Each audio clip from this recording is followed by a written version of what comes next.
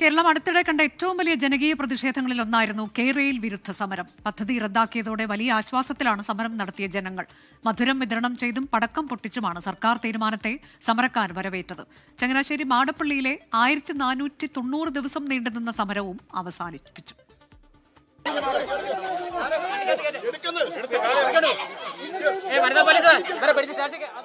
ആകെയുള്ള കിടപ്പാടം വരെ നഷ്ടമാകുമെന്ന സ്ഥിതി വന്നപ്പോഴാണ് പലരും സമരവുമായി രംഗത്തിറങ്ങിയത്.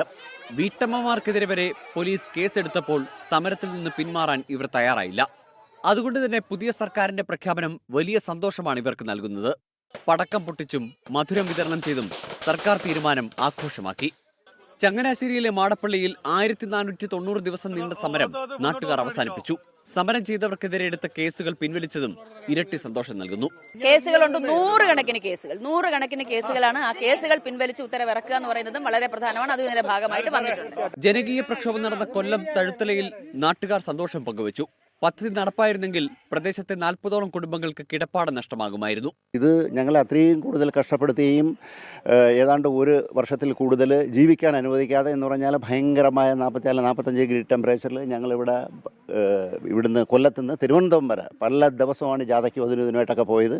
അത്രയും കൂടുതൽ കഷ്ടപ്പെട്ട് അത്രയും കൂടുതലെന്ന് പറഞ്ഞു കഴിഞ്ഞാൽ എല്ലാവരെയും ഈ പറയുന്ന കണക്ക് കിടപ്പാടം പോലും നഷ്ടപ്പെടുമെന്നുള്ള ഒരവസ്ഥയിലായിരുന്നു. അപ്പോൾ ഇതിലും വലിയൊരു സന്തോഷം എന്ന് പറഞ്ഞു കഴിഞ്ഞാൽ വലിയ സന്തോഷമാണ്. തിരുവനന്തപുരത്തും കോഴിക്കോട് കാട്ടിലപ്പീടികയിലും ഉൾപ്പെടെ ആഹ്ലാദ പ്രകടനങ്ങൾ നടന്നു.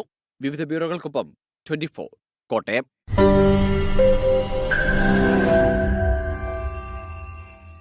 ലോകത്തെവിടെയായാലും ഏത് സമയത്തും 24 വാർത്തകളും ഓഗ്മെന്റഡ് റിയാലിറ്റി പാക്കേജുകളും എക്സ്പ്ലെയിനറുകളും വിശദമായി കാണാൻ ഞങ്ങളുടെ യൂട്യൂബ് ചാനൽ നിങ്ങൾക്ക് സബ്സ്ക്രൈബ് ചെയ്യാം.